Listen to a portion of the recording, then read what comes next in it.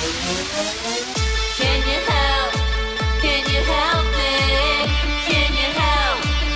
Self-Helpless! Can you help? Can you help me? Can you help? Self-Helpless! Can you help? Can you help me? Can you help? Self-Helpless! Hey, everybody. Welcome back to another episode of Self-Helpless. I'm Kelsey Cook. I'm Delaney Fisher. And we are doing our end of the year wrap-up episode. So we're going to be talking about a lot of the things we learned this past year and also giving you guys some tips for feeling good during this final year, because I know it can put a lot of pressure on people and some people get a little down. Also, the holidays can be a gloomy time for some people. It's not always like hearts and stars and rainbows and nutcracker Christmases, right? Absolutely. Talking about shit we've learned, shit we're working on. If you love resolutions, if you fucking hate them, we'll get into all of that. Yes, indeed.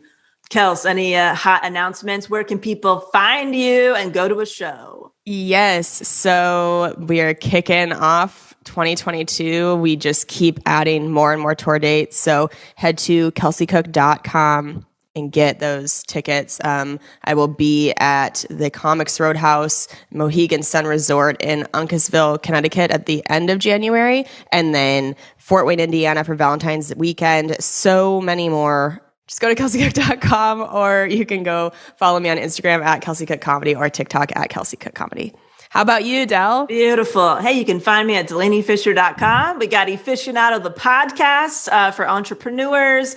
If you're really looking to simplify and scale your business and just create a lot of freedom and a lot of time and a lot of money, you can check out that podcast. And Aficionado, the process is finally out. People, okay, very funny. People are calling it my DIY PR package. Somebody called it my anti-PR package, which I think is fucking hilarious. It's basically how to pitch yourself for literally anything and nail the shit that you want without all the expensive professionals and ads and digital marketing and all that stuff. So you can check that out on my website too. And yeah, I think that covers anything new. Amazing. All righty. Also, and this will be tied into what we talk about at some point in today's episode, but there is a brand new episode of Risks of Fury that is finally out. Haven't heard that in a while. Dude, almost 2 years since we've been able to release a new episode. Can you believe that? Almost 2 years. No, I didn't think it was that long. The last time, pre-COVID, we had shot a couple months before COVID hit, and then we could not shoot, obviously, this whole time. So when I was in Austin a couple months ago for Moon Tower Comedy Festival, we were able to shoot 4 new amazing episodes. And the first one is out now on the All Things Comedy YouTube channel. It is with Dan Soder and Big J. Okerson. Nice. They absolutely killed it. They were so funny. So if you're a Risks of Fury fan, we're back. It's back. We're Yes. back. Oh, that's awesome. That's exciting. It's my baby. I love it so much, and I've missed it. So yeah, please go. You guys will laugh out loud. I promise you. They're just so funny the whole time. And Taylor and Sam did an episode with me. That's so funny. First time having a couple on the show, and Taylor makes her return because obviously you and Tay, Del, were on the show together. So I'm just so excited for the rest of these episodes to keep coming out. So go check that out on YouTube. Oh, that's exciting! Exciting news! Yay! Yeah. Fantastic. Shall we read a quotable and then get right into it? Yes. I feel like we haven't read a quotable in a minute because we've had a lot of guests on lately. Yes. This is submitted by Helpster Lauren at Patreon, our Patreon community, patreon.com/selfhelpless. And it says, just when the caterpillar thought the world was over, it became a butterfly. And that quote is attributed to Chang Zhu. Good one. It reminds me of that quote. It's something I really like, but it's the whole, hey, when you think you've been buried, you've actually been planted, grow. Love those ones. I don't think I'd heard that one before. Ooh, it can feel the same. Like when you're going through something shitty, it can feel like the end of shit. And it can also feel like, ooh, there's going to be some new stuff happening. Yeah. Rarely when you're in those moments do you think it's the beginning. You're always just feeling like you're focusing on the end of stuff. So that was a great quote. Thank you. Good. Thank you so Lauren. much. If you want to submit quotes the way that Lauren did to be read on the show, you can join our Patreon at patreon.com/selfhelpless, where we also have a giant catalog of all our past bonus episodes that we recorded, where we would answer listener emails and dive into some deep personal things that we didn't want to share on the main personal. show. Sometimes I'm like, I should go back through and see what was talked about on there, because God only knows. 65 episodes of secrets. That's like over 65 hours of wow. Yeah. Wow. Okay. We'll just not talk about it. It's now that I'm in a full-fledged panic attack, remembering that we did that. Anyway, they're up there. If you are caught up on Self-Helpless and you want some more of us, you can go binge that there. Yeah. Kels, I'm dying to kick off this episode with what things have happened for you this past year, whether positive, negative, in between, that you would like to share about, that you learned something from or you want to celebrate? Oh, what a question. I know. Can you just give us a hot 1 minute summary of the last 12 months of your life? First, let me start by asking you, do you feel like this year is the fastest year that's ever gone by for you? Ooh, that's a really good question. I feel like honestly every year feels both long and short at the same time.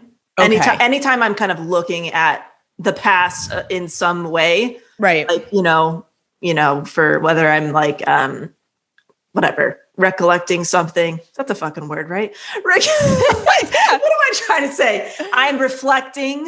Sure. I don't know. I'm neutral about that. How about you? Interesting. It definitely has been the fastest year of my life. And I just heard somebody else saying that. And I was like, I wonder if everybody feels that way. Weird. Just because of COVID quarantine type stuff? Or what do you think? Well, so my, was it January 2nd or January 3rd? One of those 2 days, I woke up that day and found one of my family members face down on their bedroom floor when I went to go visit them, and called 911. They were taken to the hospital, and then that led into what I've mentioned before on the show this past year, is that they were in the hospital for 5 months. And I'm sure that is part of why this year has felt so fast to me, because that first half of the year was like I was living on another planet. Mm-hmm. Like it did not feel like time didn't exist. Yeah. Like it was not a normal construct for me in my life. And this year was I think that was the darkest time of my life. And it's still ongoing. Unfortunately, the family member's out of the hospital, but it's a disease that is progressive and does not have a cure.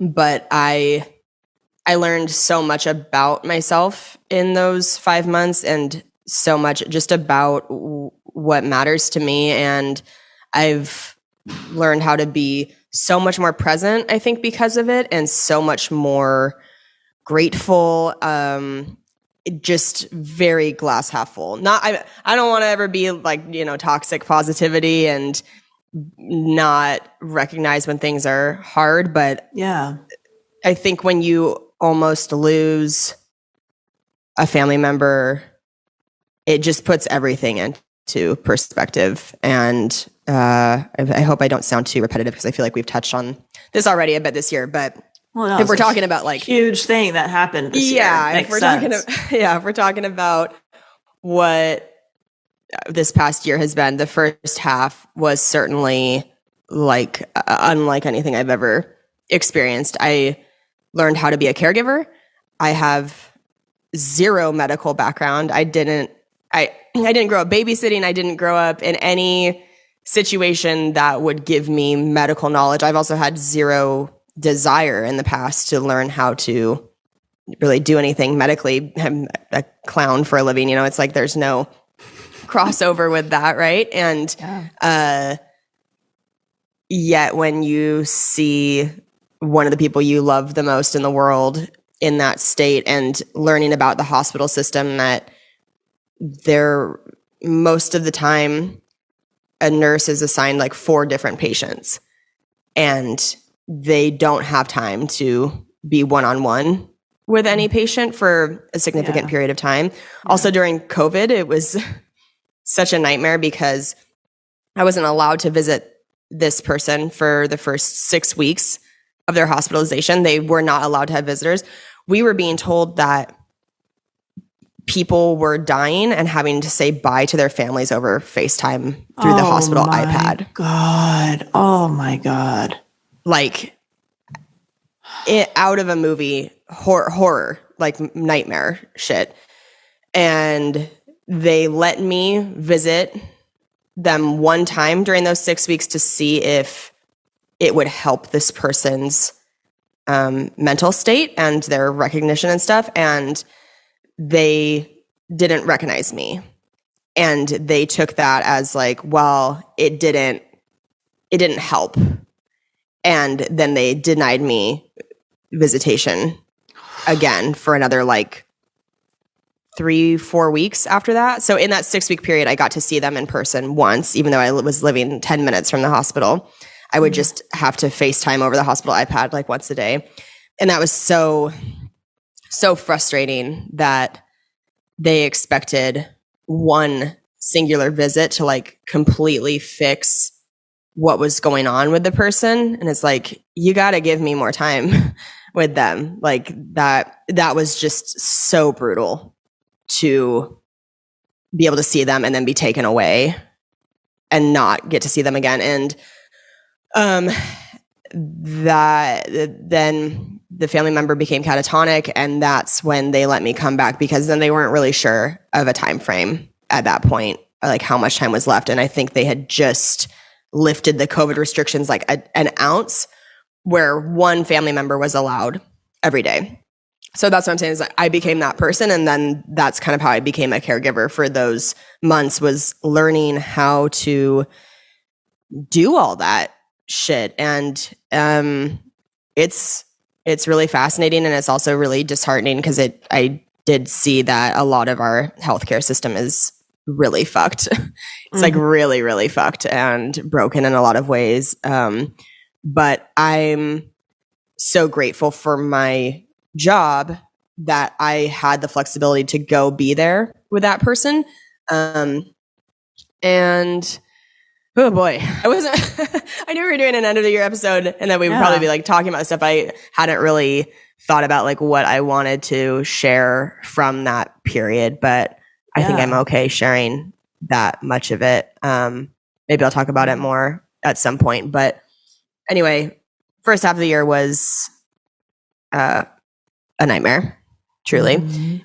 And then the second half of the year, this person's health had improved a bit and kind of stabilized a little bit. And so that impending doom feeling got lifted from me a little bit. They got out of the hospital and have more full-time, more kind of one-on-one care now. And at that same time is when I met my now agent.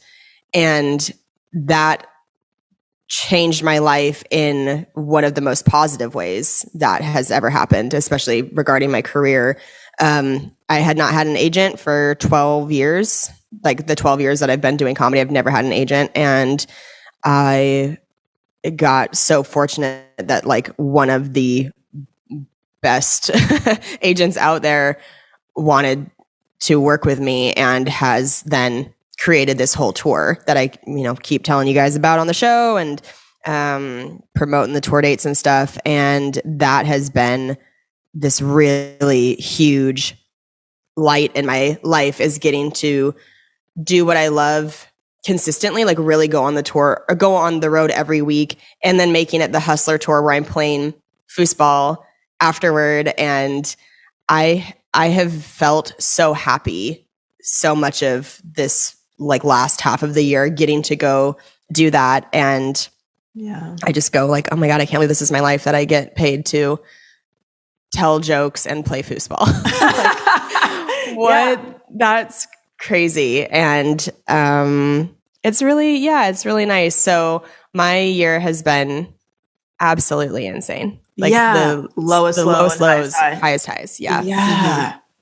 Wow. Yeah. So those are some of the things. I don't know. I don't know if there are a bunch of learning lessons from that, but I guess, like I said, just I'm really present. I'm way more present, and I worry about dumb shit so much less. I used to get if you listen to earlier episodes of Self-Helpless, I had really bad anxiety. I would get caught up in, the whole like Netflix email sending. Yeah. I don't even remember who that person is now. I don't think like that anymore because I've just learned that there are so many more important things in life to actually, like, if you are going to worry about something and have anxiety, there are different things to feel like that about. And that's the episode. You guys, see you later. Is it? God, I feel like I've just rambled. I didn't. Sorry, it wasn't more cohesive. No, it's like that. I feel like that's just what you shared is like your lowest low and like your high, one of your highest highs. It makes absolute sense. And I feel like I should share that, because I guess I just have like a list of random things that happen, but I feel like maybe that's what we should do on this episode. Okay. It's kind of a journal episode. It really is. Yeah. It really listeners, is. I hope, I don't know if you're into this, but we're just going to tell you about our year, I guess. Yeah. Yeah. So, all right, I'll start with my lows. Just there was some serious trauma this past year. Yeah.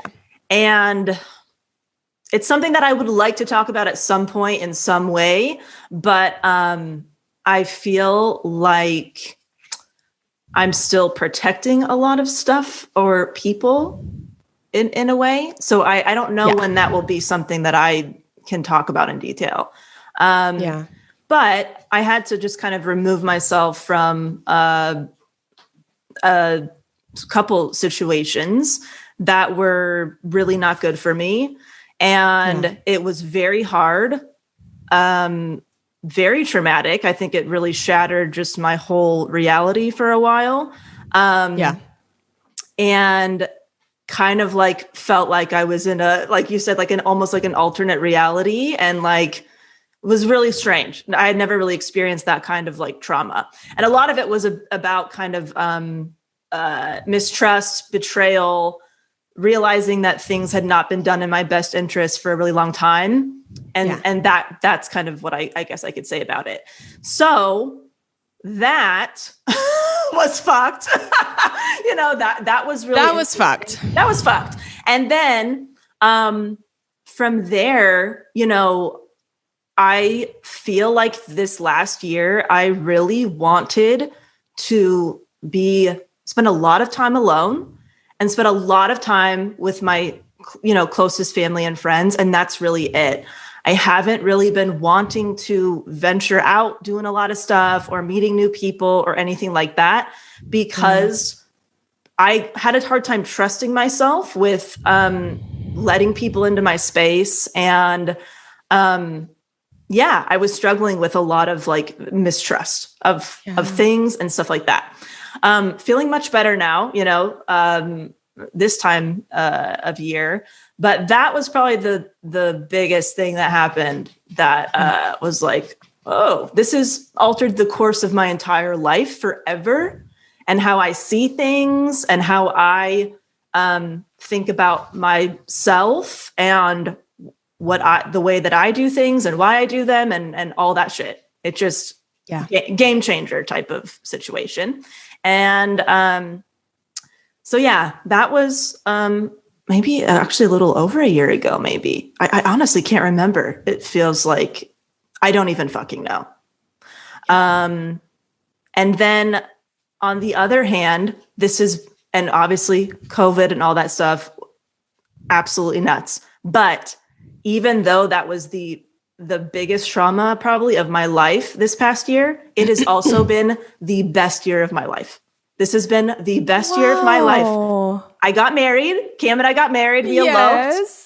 It's been the best year of business I've ever had. I am so fucking happy with my career. We moved into our dream area, location, neighborhood. We have this beautiful like little house in a place that I've been wanting to live in since I was in middle school. I thought this was like the coolest spot. And if I could ever live there, if I could ever live there, what a dream. You know, just the coaching business is going well. My clients are doing amazing shit. 5 of them left their day jobs this last year. We had doubles and triples and quadruples of income. We had huge media features happen for them. Like just, they're doing so well, and that's really inspiring and fun to watch. I would say, I think those are some like big highs. Oh, and another, like losing my grandfather was awful, you know, and that happened recently. But even with losing him and the like trauma at the kind of beginning of the year, it's really has been the best year of my life. How weird is that? How weird is that? So wild that both can exist in the same year. Yes.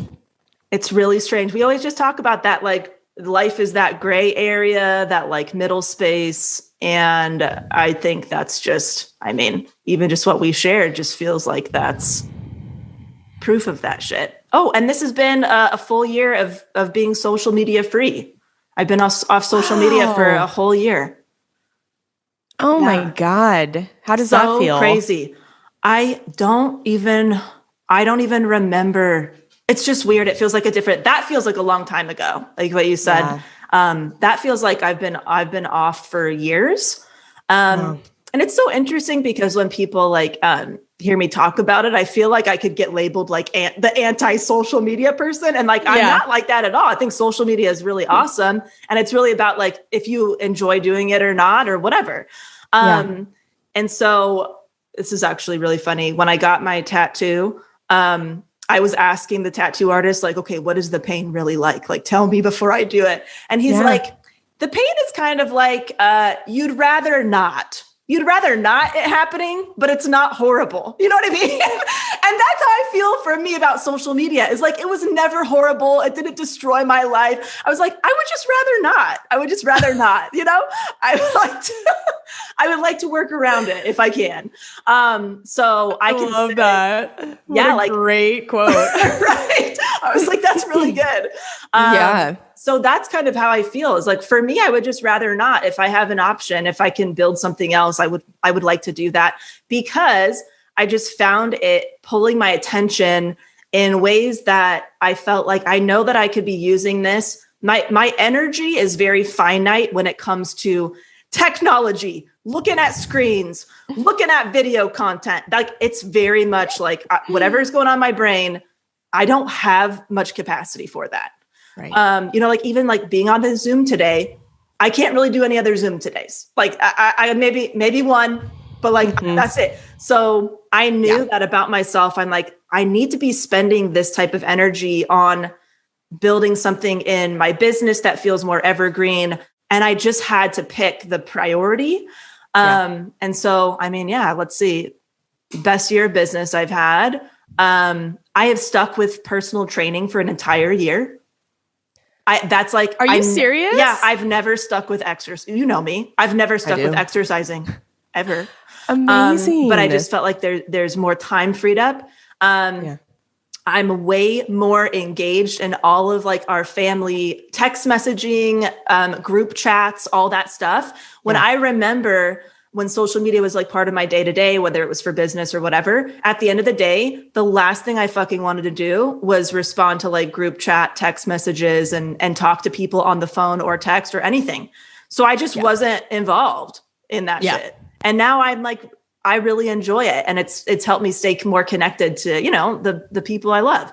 So Yeah. it's been really good. And I was really scared to do it, but, hey, I'm living proof that it can be optional, you know, just depending on your career and what you're wanting. I just think it's important for people to know that might feel like me, like I'd rather not, or this is not affecting me positively anymore. Right. So exactly. Yeah, those are the big ones, I think, from this year. Man. Yeah.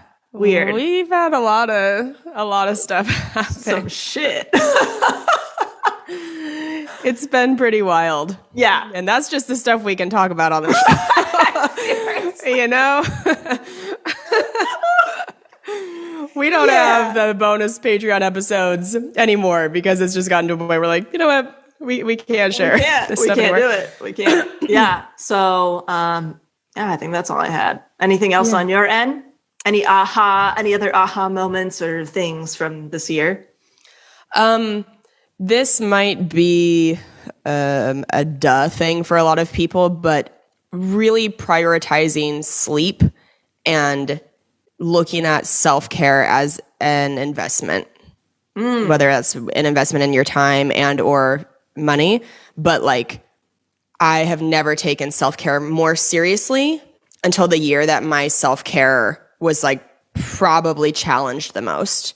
Where obviously Taylor and I joke about those early touring years that we were just running ourselves into the ground. That was obviously really, really hard on me too. But going to the hospital every day for like 4 months in a row for sometimes 8 to 10 hours most days, my body has never been more out of whack and more depleted on a day-to-day basis. There was never any time in those 4 months for things to get caught up, really, like to feel like I was rested.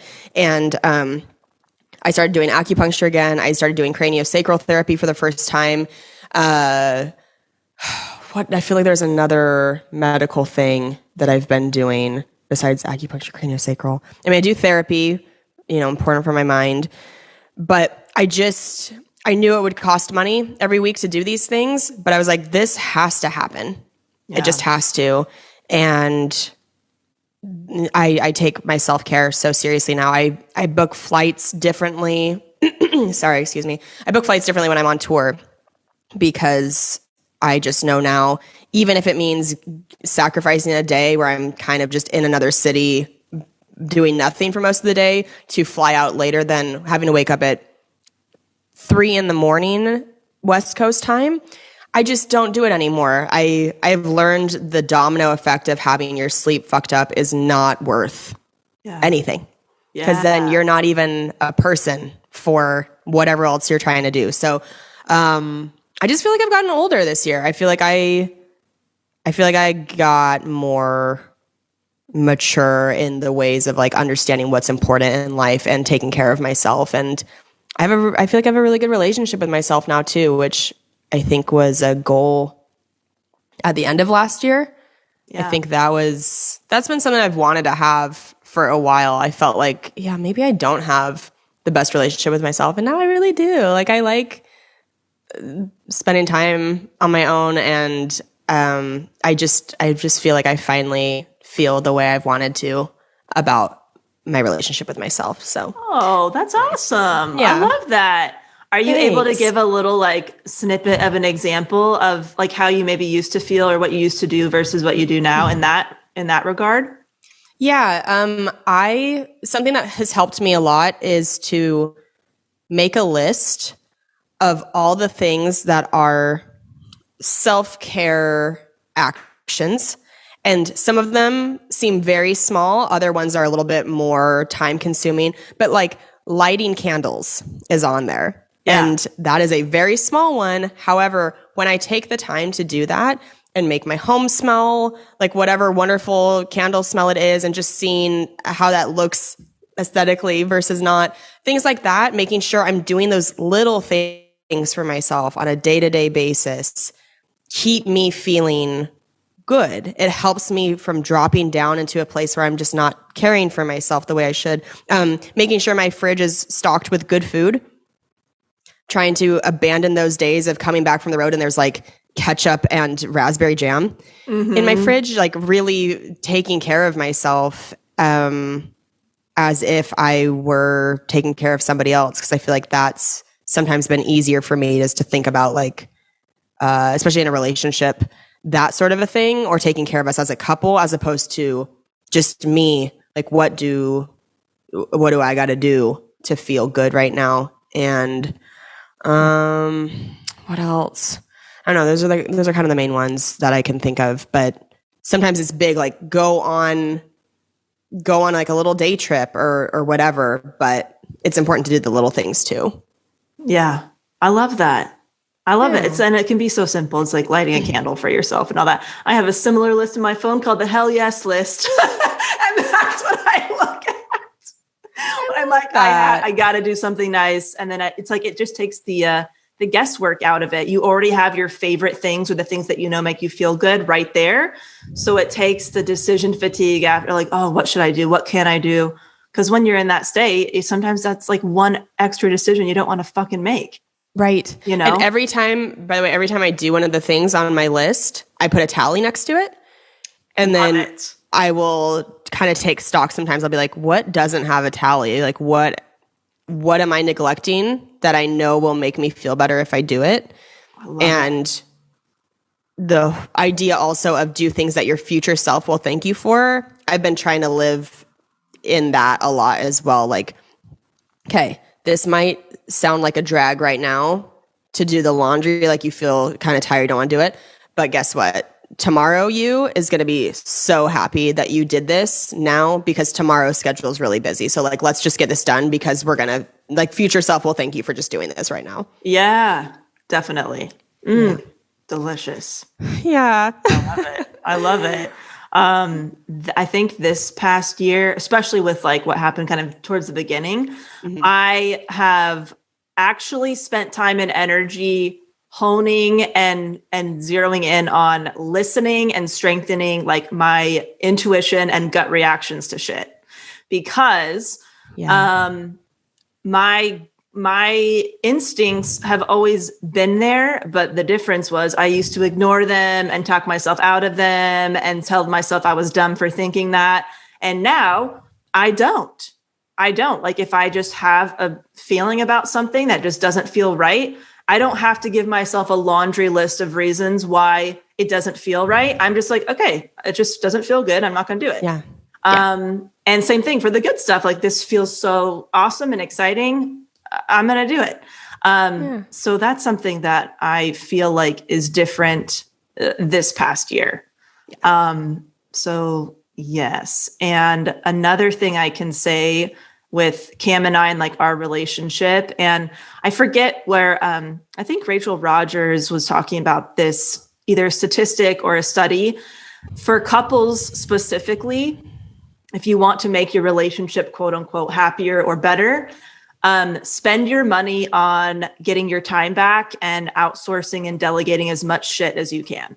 And I have really taken that to heart for the past couple years now. It's been slowly doing that, but it's like outsourcing meals, laundry, cleaning, as much shit as possible. Yeah. Because it frees up all this time. I know for me, like either spending it on my own self-care or having fun with Cam, but it takes away all those opportunities day to day to like bicker about things back and forth and be like, oh, I made dinner 2 nights ago. You should make it tonight. Like all that stuff. It's just removed from your relationship. And so those like draining conversations that can like build up resentment over time, they're just eliminated.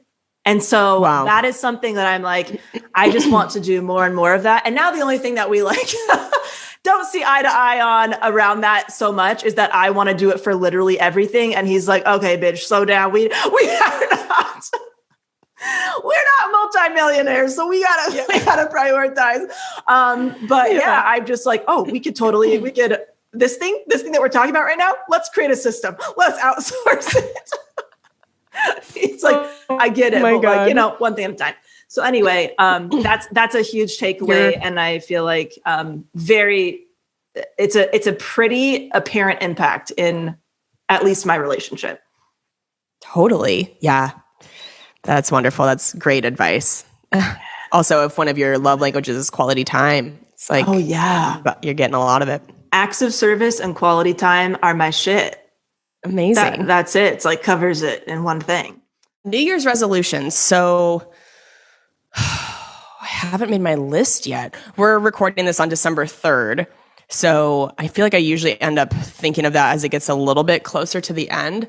But I don't know. You go first. Do you have some? You know, it's so interesting. I kind of do New Year's resolutions, but not so much. I honestly feel like anytime I want to just change something, no matter what time of year, I just want to do it quickly. I'm very impatient when it comes to implementing new things. Mm-hmm. So I guess right now, my New Year's resolution, something that's kind of tangible, is, you know, how I like to have 3 things on my to-do list every day and like no more than 3.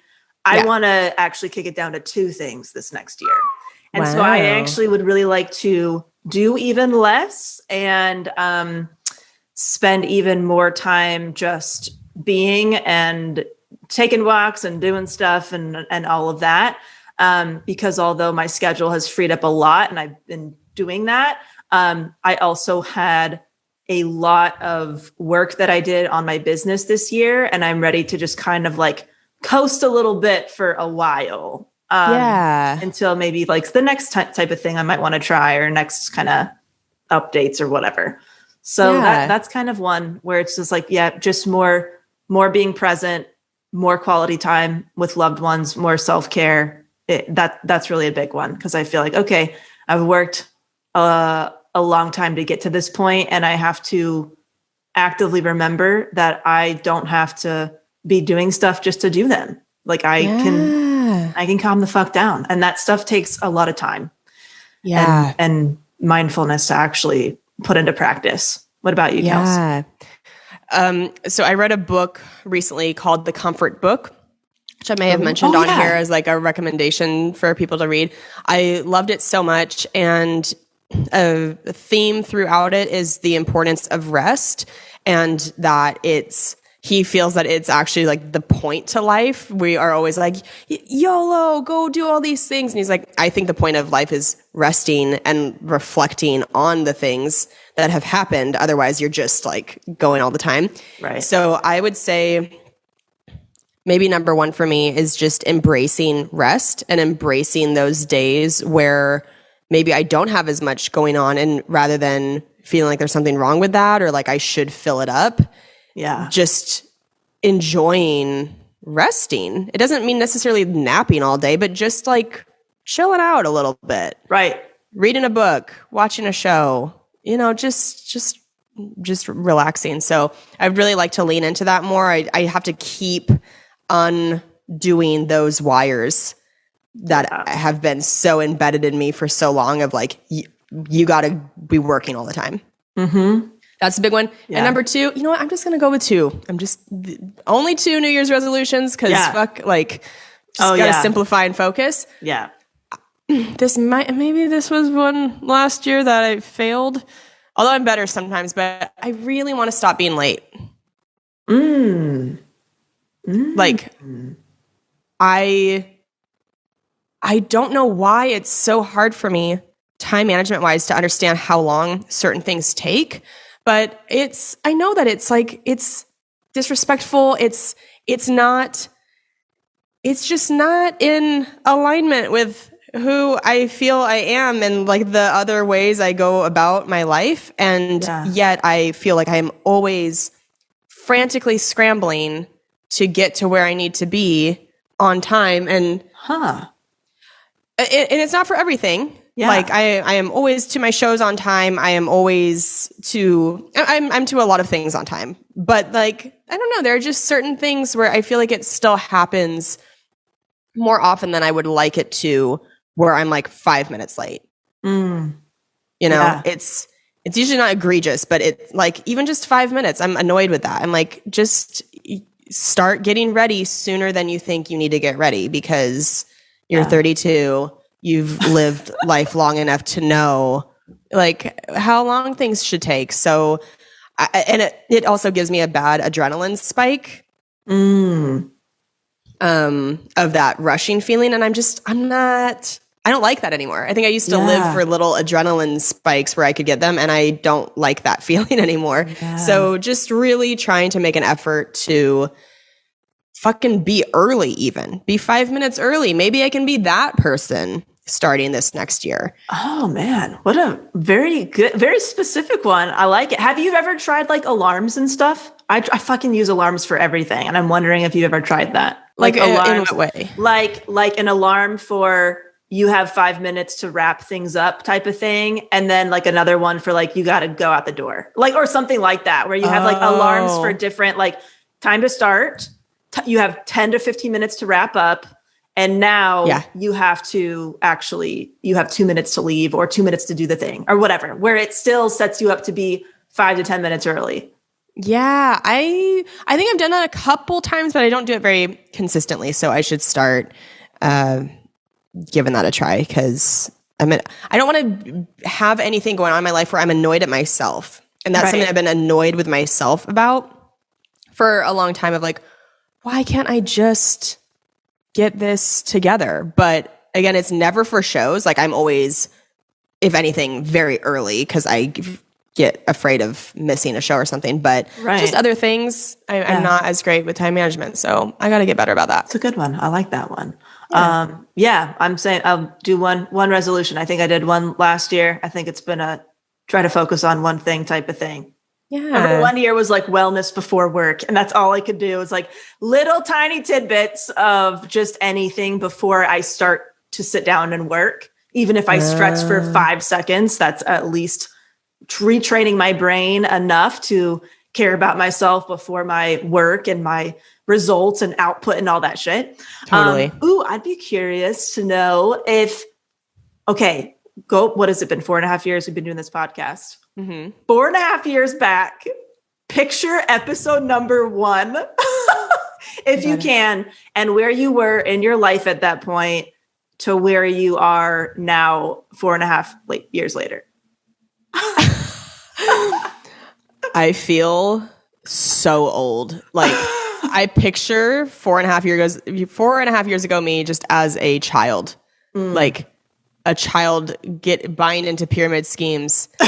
Who I just was so different. Yeah. Also, I was on birth control back then. We've said it before on here, but me getting off of birth control dramatically changed who I was, honestly. Like on a day-to-day basis, my personality, it changed everything. So much of my anxiety went away. I just became so much more mellow. But I was, I don't know. I like this version of me way more. How about you? Oh my God. 4.5 years ago, well, I was still working my corporate day job, feeling completely discouraged and lost when it came to like my career. I didn't know what the fuck I wanted. I was still doing a million things, hoping that something would give me a clue as to what direction I wanted to go in. Let's see, I'd been with Cam probably about a year. So new boyfriend. So excited to be working with Kelsey Cook and Taylor Tomlinson. I remember feeling so excited to be doing this was technically our second project together. Then total fucking workaholic, just constantly on the go, running myself into the ground. Oh my God. Showing my tits for meatball recipes, talking about being a child. Between the pyramid scheme and the fucking flashing for food, I feel like that gives a good gauge to where we were at. And now I'm like, okay, so married that dude. Yes, you did. And can really say I'm not a workaholic anymore. I am recovering. That's workaholic. a big deal. That's a big one. I really am not like even when I have busy days, I I have plenty of free time in the evening. I have plenty of free time on the weekends. Like, I really feel like that's been a big shift. And I cannot tell you, this is my favorite. I mean, besides Cam, obviously I love him very much, but my favorite thing is I know exactly what I want in my career. I know exactly how to get it. I know exactly where I want to go, and I'm doing it, and I'm pouring all of my energy into it instead of feeling like I'm spread between a bazillion things. And that to me feels like the most empowering, I think, change over the past 4.5 years. Pretty crazy. Yeah, that's incredible. Oh my God. It's a long I'm so journey. proud of you. Oh, I forgot to tell you, this is actually a very kind of like, I guess, more tangible thing too. Remember that personality quiz that we took years ago? And I think we did an episode on it where it's like, you're an EFJ, INT, blah, blah, blah. Yeah, Myers-Briggs. Right, the Myers-Briggs. Okay. For whatever, when we did that 4 years ago, my result was the protagonist. And that's a very, I don't know, like you want to be a charismatic leader and blah, blah, blah. I just took it recently. I am now a defender, which means I have, I think I've gotten a lot more introverted. I have gotten a lot less kind of maybe all over the place. And now it's like, it's all about kind of protecting and defending what is important to you and what you've built. And that is such an interesting change, because I took that 4 years ago when I was in the midst of not really knowing what I wanted and having a totally different way of doing things. And what a funny kind of like very visible result. Yeah. Personality wise. I should go back and look at what I was and then retake it, because I'm positive I have become a different personality type. Kels, if you had to pick, what would be like your top holiday tip for like feeling good and not getting wrapped into like the chaos of the holiday season? Yeah, that's a good question. I would be mindful of what you're seeing on social media. I think we all tell ourselves, hey, we know that social media can be a lie, right? Or like that it's not an accurate depiction necessarily of somebody's life. Holidays, people can really ramp up this image of their lives, I think, of like family photos and career success and like talking about goals they've met. I mean, we just talked about goals that we've met in the episode, but I want you to just, if you're seeing stuff on social media and it's bringing you down, if it's making you feel like you're getting in that comparison game, especially if maybe like the holidays are not your favorite time, whether that's from family issues or whatever is going on, just remember that nobody's life is perfect, and you can see a shiny photo on Instagram and you just got to take a step back and go, everybody's going through something. Me sharing what I feel comfortable sharing with you listeners about the stuff with my family member earlier this year, without me talking about it a little bit on the podcast, nobody would know from my social media that the first half of my year was spent with me crying every single day, because I don't share that on social media. I'm much more private now about what I want to bring people into my world about. And that's just, I think, a good reminder, taking like a peek behind the curtain, that you guys know now that the first half of my year was the worst ever, but you don't see that on people's social media. So if you're feeling alone, if you're feeling like other people's lives are going great, just know that sometimes you don't know. You really don't know. Oh, such a good one. Being mindful about social media. Yes, yes, yes. I think mine would be I think gift giving causes a lot of anxiety and stress and overwhelm during this season. Yeah. And being really honest of like, do I want to get this type of gift, or do I feel like I have to out of obligation, whether it's spending a certain amount of money or whatever. And one thing I really kind of have scaled back on like who I get gifts, and kind of just like scale back to immediate family, because between Cam and I, we have such huge families, tons of friends. So it's like really like, that's kind of all we can handle, you know, for the most part. There's exceptions, obviously. And then one thing that simplified this for me one year was just to pick something and that felt like aligned with your values and also maybe something functional and useful for most everybody else, and get that same thing for everybody that was in a decent, whatever, an attainable price point, and stuff like that. So however you can simplify that for yourself, I think is a big one as far as the gift shit. I agree. Yep. Well, wow, didn't expect for all that. No, we did not. Let's read our iTunes review of the episode. This is from, it says, Eric Snap Time. Delightfully fun. This is a wonderful podcast hosted by 3 talented, hilarious, beautiful women. The episodes related to minimalism have truly changed my shopping habits and my home. My favorite episodes are when Kelsey shows her disapproval of Delaney's DIY haircuts and purchases like reusable Q-tips. To all the other men out there, do yourself a favor and give this podcast a try. Oh, Eric. Oh my gosh, Eric, what a freaking killer review. Oh, that is so funny. Damn, Hilarious. So funny. It's been a minute since I've had something to make fun of you for. I know. I'm pretty upgrading all my shit. So it's like, what's left? You had a hot streak there for a while. You know what? I did was doing my makeup the other day. I'm like, oh, Kelsey would be so sad if she saw this. Like the makeup brush the eyebrow brush where you can like brush your eyebrows. It's like on a stick. Spoolie? Right? It's been broken for so long. It's just the brush itself. So I have to like pick it up like this, and it's all crusted with like dried makeup. And I'm like, Kelsey would be very upset if she saw this. I should probably upgrade it soon. So there you go. Not perfect. Why are you the way that you are? I hate so much about the things you choose to be. That's it. Everything else I got locked down, besides the fact that I'm wearing... Yeah, and I'm not going to show you my sandals. It's too much. We'll save it for next time. Okay. Well, I know what I'm going to get you for Christmas. No, we don't have to get each other Christmas gifts. But that's such an easy fix, still. That is like... I know. It's just $10, if that. Yeah, it's just, I forget about it every time because I also haven't been doing my makeup much. So when I do see it, I'm like, I really got to do this. And then weeks go by, I'm like, oh yeah, I keep forgetting about this thing. And so TBC on the eyebrow brush. Okay.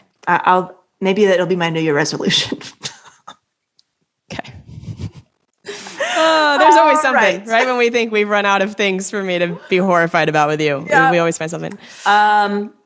Where people can find your shows. One more time, baby. Plug it, baby. KelseyCook.com, guys. Go get those tour date tickets. So many coming. Yep. Can't wait. How about you, Del? So exciting. DelaneyFisher.com for podcasts, coaching stuff, all that. All right, everybody. Amazing. All right. Happy New Year, guys. We will talk to you in 2022. Ooh, okay. All right. Bye. Thank you so much for listening to the Self-Helpless podcast. You can find our Patreon community, merch, and our individual work at selfhelplesspodcast.com. We'd be thrilled if you shared this episode with a friend, or feel free to post it on Instagram and tag at Self-Helpless Podcast so we can repost you and say thank you.